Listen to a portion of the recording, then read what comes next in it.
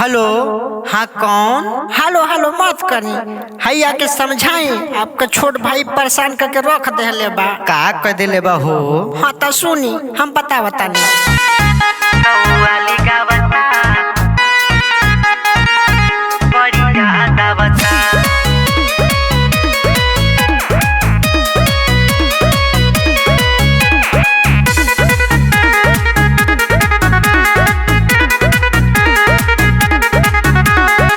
जल्दी से आवा पिलाइती बाबू, गाड़ी धला हमारे राजा बाबू। ये राजा सुनी ना, ठीक नहीं खेला गा।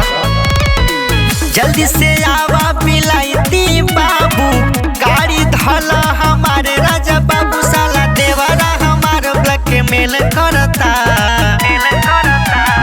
मोहिया हमार कौआली गावता, से जिया पे राजा बड़ी याद आवता। मोहिया हमार कौआली गावता, से जिया पे राजा बड़ी याद आवता।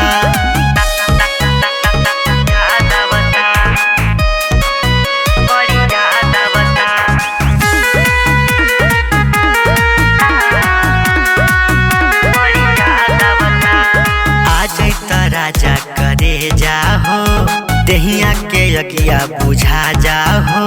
ए राजा दिल के दर्द समझी ना। देवरा हमारे रोजे राजा हो, उठल लिए निहारे,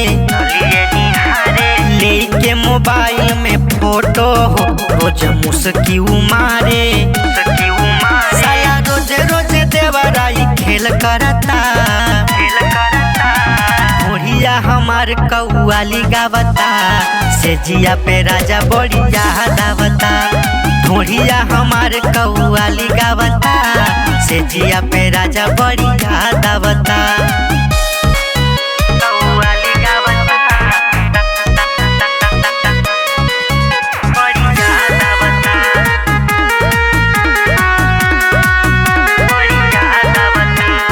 ऐसन तोहार बा ड्यूटी हो, हमर उड़ता चेहरा से ब्यूटी हो।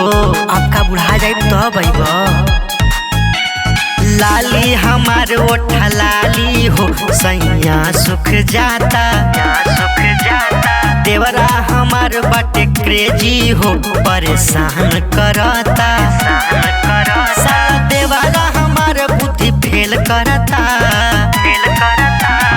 मोहिया हमार कौआली गावता, से जिया पे राजा बड़ी याद आवता। मोहिया हमार कौआली गावता, से जिया पे राजा बड़ी याद आवता। जा आवा चाहे ऊपर पड़ो।